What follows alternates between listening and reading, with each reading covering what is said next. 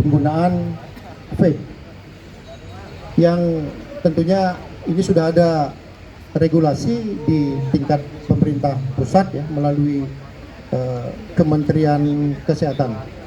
Ini nantinya pemerintah Kota Medan tentunya akan menyesuaikan ya dengan regulasi yang sudah terbit ya melalui Kementerian Kesehatan dan juga dengan melihat maraknya peredaran ataupun penyalahgunaan penggunaan vape di kalangan warga di Kota Medan. Berikutnya tentang pos kamling ya, itu sudah hampir mencapai 2001 atau sejumlah daripada hukum Polrestabes Medan. Tentunya capaian kinerja ini menunjukkan bahwasanya Bapak Kapolrestabes beserta dengan jajaran memiliki komitmen dan kesungguhan terhadap pelaksanaan tugas-tugas di kepolisian, tentunya yang berkaitan dengan pelayanan di bidang keamanan. Sekali lagi pemerintah Kota Medan tentunya sangat mengapresiasi terhadap capaian kinerja yang telah dilakukan selama ini dan insya Allah mudah-mudahan ke depannya terus akan dapat ditingkatkan. Selanjutnya tentunya juga capaian kinerja ini tentunya akan secara langsung mempengaruhi kehidupan warga masyarakat di Kota Medan. Tentunya masyarakat Kota Medan akan merasakan keamanan dan kenyamanan dalam beraktivitas dalam kesehariannya, baik di waktu siang hari maupun di malam hari. Dan tentunya ini akan bermuara kepada peningkatan kesejahteraan daripada warga Kota Medan itu sendiri. Berikutnya tentunya pemerintah Kota Medan melalui perangkat daerah yang terkait seperti tadi yang disebutkan oleh Bapak Kapolrestabes, Dinas Perhubungan Kota Medan dan juga Satuan Polisi Pamong Praja Kota Medan akan terus bersinergi untuk dalam rangka berpatroli bersama dan juga menjaga kondusivitas di kewilayahan. Nantinya tentunya kami melalui aparatur kami di tingkat kewilayahan ya, 3 pilar seperti tadi yang disebutkan oleh Bapak dan Kementerian mewakili, ini akan tetap bersinergi dan meningkatkan sinergitas untuk kedepannya. Sekali lagi tentunya apresiasi yang setinggi-tingginya atas capaian kinerja yang diraih atau dicapai oleh Kapolrestabes Medan beserta dengan jajaran. Demikian yang dapat kami sampaikan. Terima kasih. Selamat sore. Billahi taufik wal hidayah.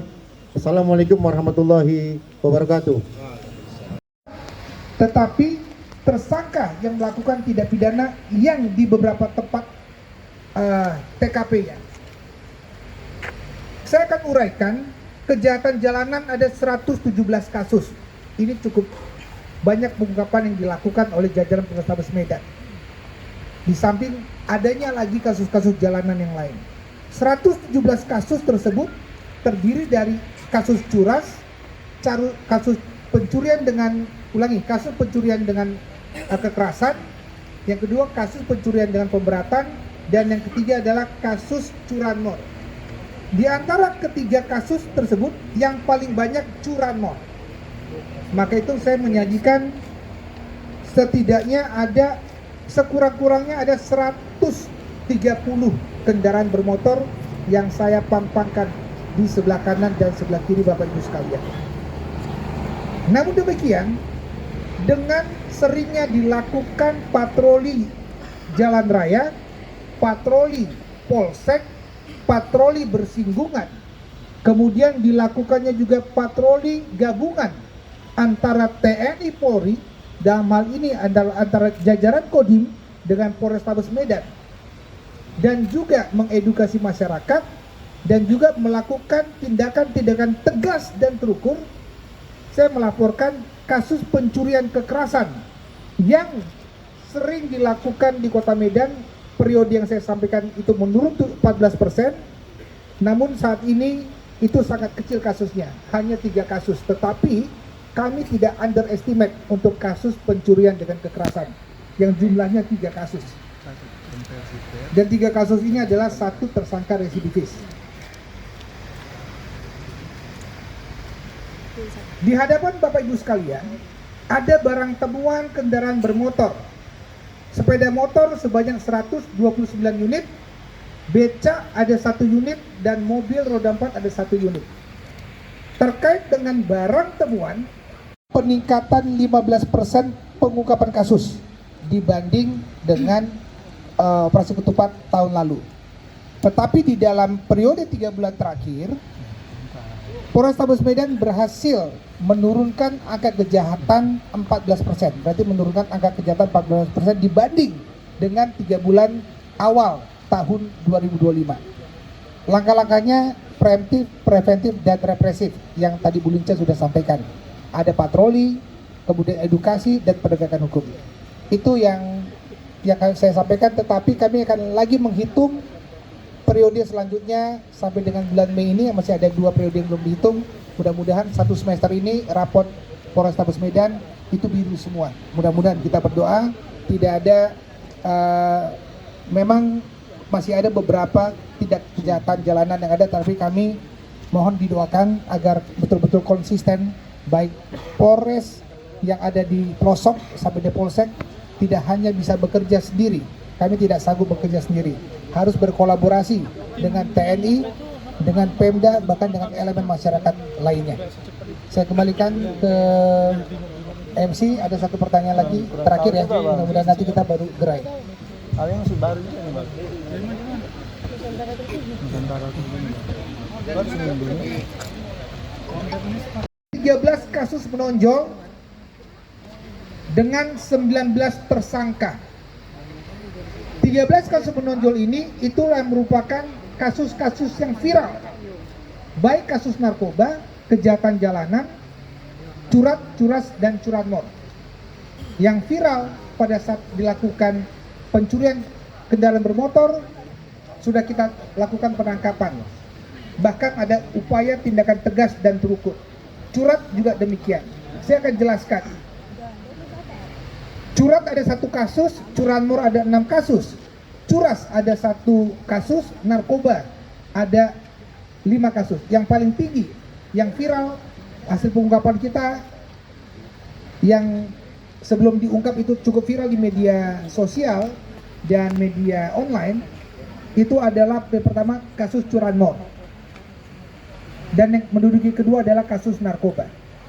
Saya ucapkan terima kasih jajaran anggota saya, Satreskrim, Satres Narkoba, Kapolsek Medan Timur, Kapolsek Medan Tembung, Kapolsek Deli Tua, di dalam hal melakukan penindakan kasus-kasus kejahatan jalanan yang saya sebutkan tadi, dan kasus narkoba telah melakukan tindakan tegas terukur pada pelaku yang berani melakukan per kasus-kasus yang saya sebutkan tadi di Kota Medan.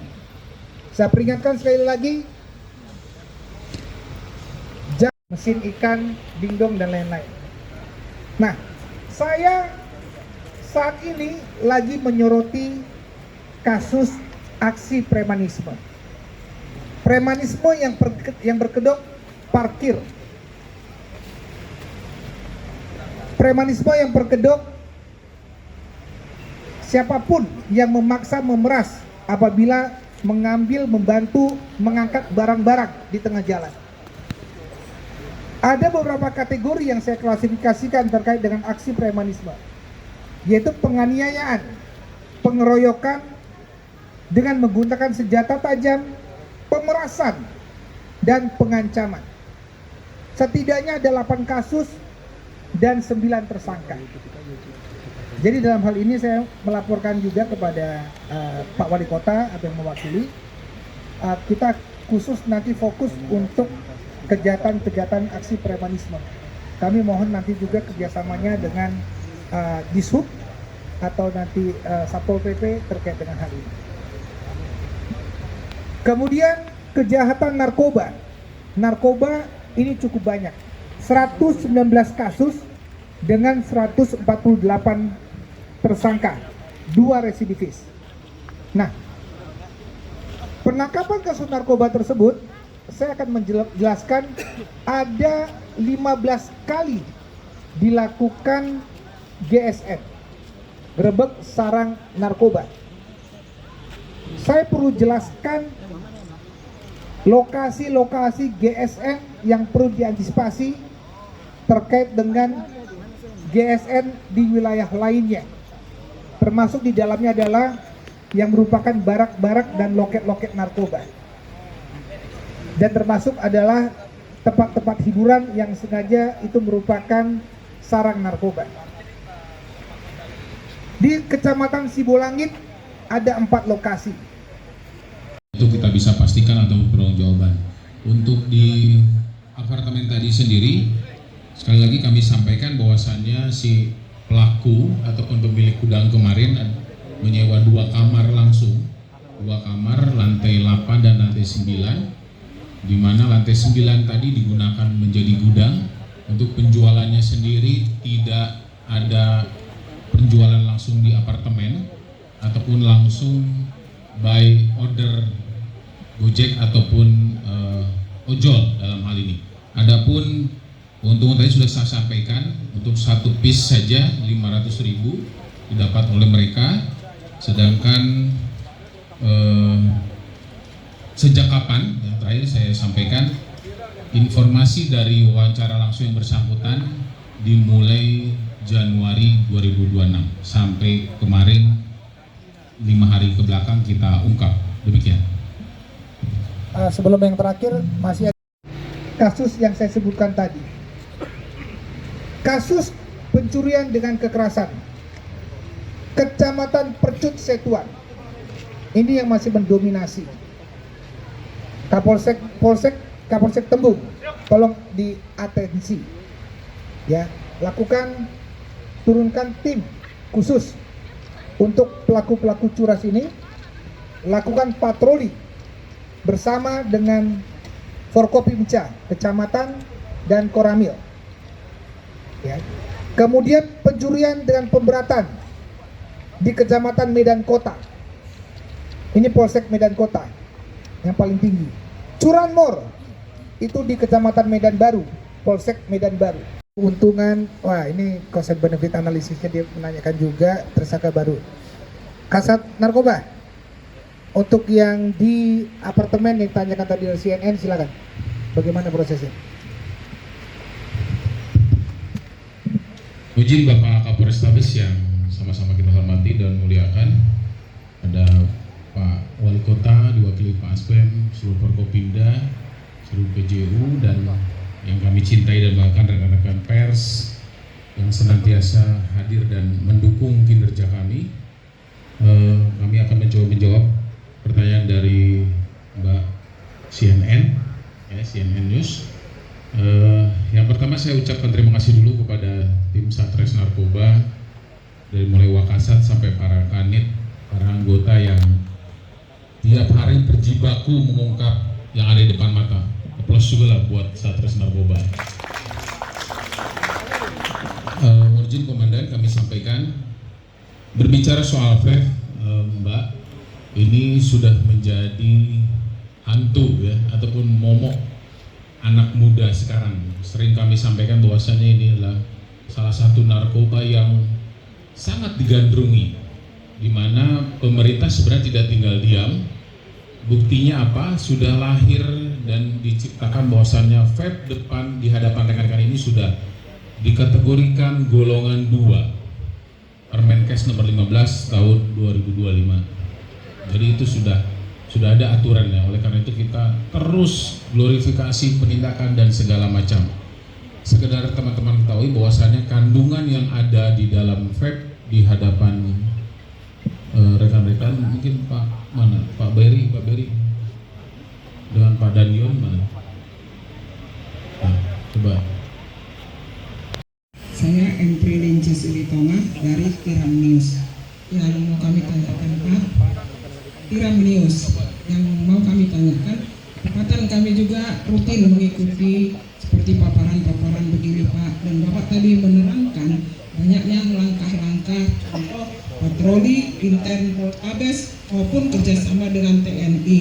Nah yang kami lihat, yang mau kami tanyakan, langkah-langkah ini dalam angka statistik menunjukkan penurunankah Pak dalam hal kejahatan ini? Kemudian pertanyaan kami kepada Bapak yang wakili wali kota, Pak, kemarin Poltabes ada membagikan alat semacam bambu kentongan yang dia bertujuan untuk menghidupkan Tools statistik. Yang pertama, Pak Calvin, Pak Kapolres Tabes, itu kan Pak, beberapa waktu lalu ada penggerebekan di salah satu apartemen di Kota Medan. Nah, di sana kan ada ditemukan vape yang mengandung narkotika. Pertanyaan saya Pak, itu sudah berapa lama apartemen ini digunakan untuk menjadi tempat penyimpanan vape yang mengandung narkotika ini? Terus jaringannya dari mana saja? Vape ini apakah sudah diedarkan di mana aja sudah diedarkan Pak? Terus berapa keuntungan yang diperoleh oleh para tersangka dan apakah ada tersangka baru? Dan kemudian pertanyaan saya untuk dari perwakilan Wali Kota Medan, ini kan Pak sudah berulang kali ya vape yang mengandung narkotika ini ditemukan di Kota Medan. Nah, dari Pemko Medan sendiri antisipasinya bagaimana? Apakah kedepannya akan dibuat regulasi atau perda untuk membatasi peredaran vape ini agar kedepannya tidak disalahgunakan? Itu aja Pak. Terima kasih. Assalamualaikum warahmatullahi wabarakatuh. Hadir Bapak Kasat Narkoba, Bapak Kasat Reskrim dan 3 Kapolsek yang diundang, Kasumas. Ulangi, aplikasi online dikemas, dikirim melalui kemasan-kemasan sebelah kiri. Nah, di situ juga mereka terus membagi apartemen itu, menyewa apartemen itu menjadi 2. Jadi seolah-olah tidak curiga. Gudang itu steril. Gudang itu steril, tidak sama sekali bukan plastiknya. Nah, ini dikemas, dikirim ke pelosok, diedarkan di Medan, Sumatera Utara. Di apartemen. Siap. sekitar 300 miliar. Jadi saya menunggu Kasat Narkoba sama tim tadi karena saya dipancing sama Kasat Narkoba. Jadi kita pancing lagi seperti itu. Tepuk tangan untuk jajaran narkoba. Baik, setelah ini Selain etomedet, dia mengandung ketamin yang diekstrak menjadi cairan. Ya, jadi itu menimbulkan, para ahli bahwasanya itu bisa menimbulkan relaksasi otot dan kecanduan. Yang sebelah kanan yang terakhir 1000 lebih kami lihat 3 bagian ini terjadi dengan tindak pidana. Yang pertama adalah pada umumnya saya mengkategorikan adalah barang bukti terkait dengan kendaraan bermotor. Saya bagi 3 bagian. Yang pertama adalah barang bukti yang kasusnya berproses adalah yang merupakan alat kejahatan.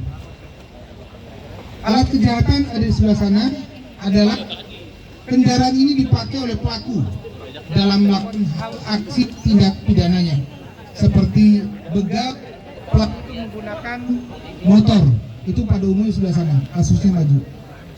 Kemudian yang kedua adalah kendaraan yang merupakan hasil kejahatan. Yang pertama adalah alat kejahatan, yang kedua adalah hasil kejahatan.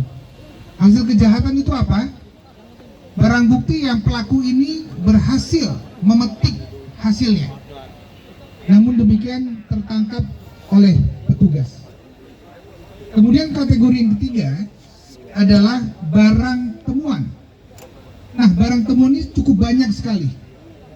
Jadi secara keseluruhan kendaraan ini setidaknya ada berjumlah 150 kendaraan dari Polres dan Polsek terkait dengan kasus kejahatan jalanan, yaitu curas, curat, dan curanmor.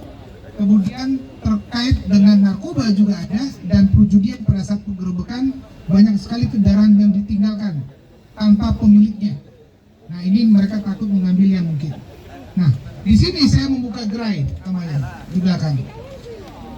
Bisa dilihat adalah gerai pengembalian kendaraan bermotor hasil kejahatan barang temuan. Saya ulangi, gerai pengembalian kendaraan bermotor hasil kejahatan dan barang temuan. Hasil kejahatan yang tadi yang dipetik dan barang temuan.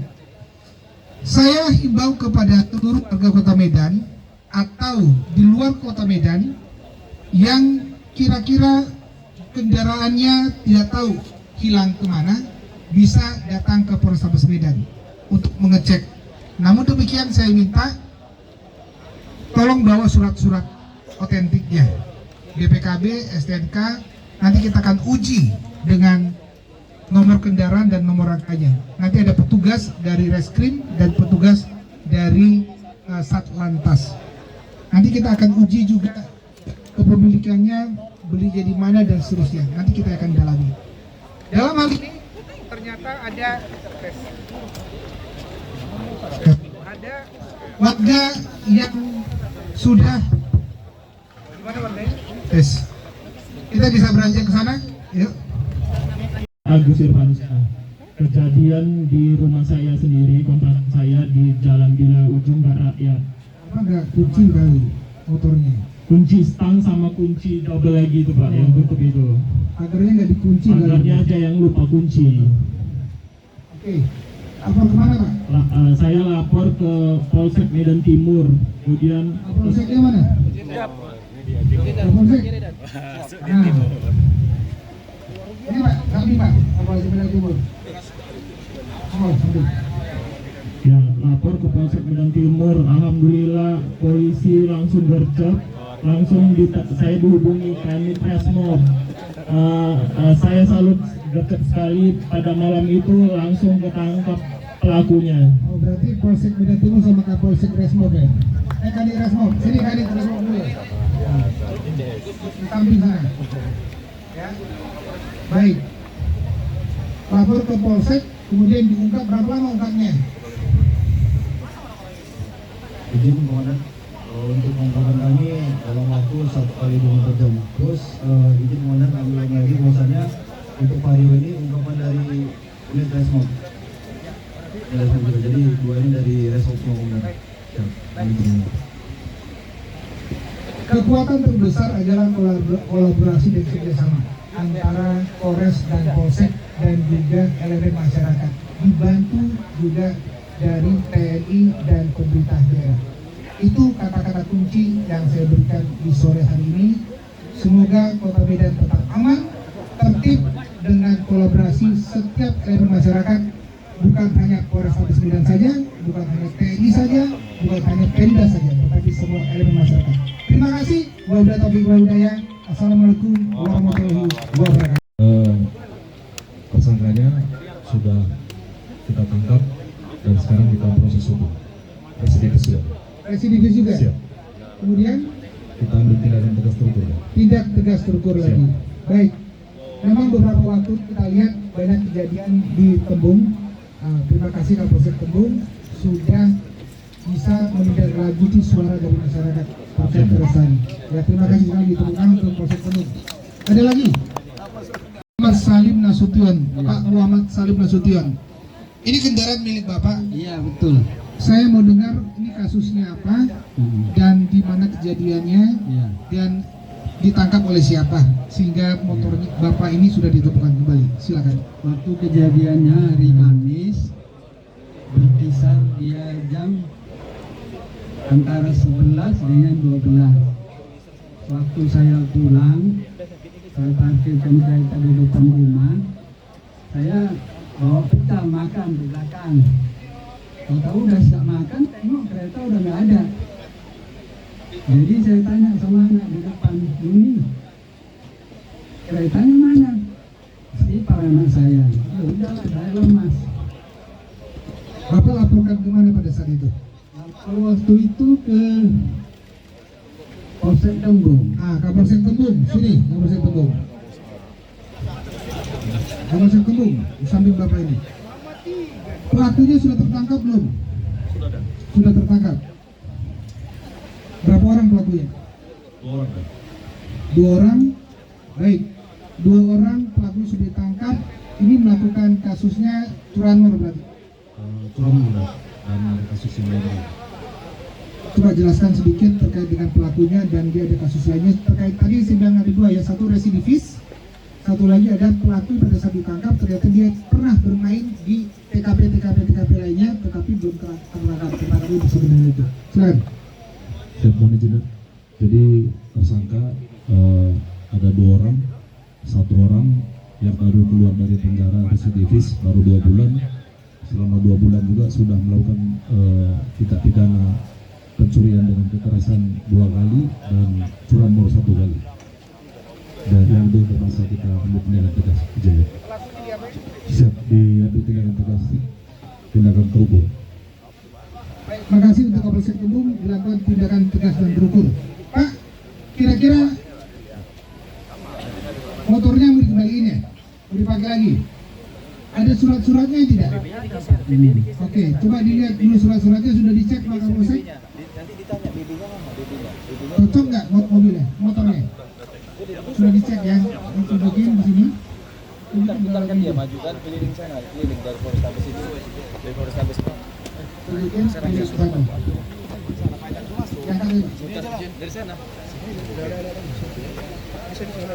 Ini milik Pak Nasupa, kendaraan sudah ditemukan kembali dan Bapak akan pergunakan kembali. Senang sekali Pak, saya pun bisa tidur. Makasih Pak ya, Bapak malah salah satu yang masyarakat yang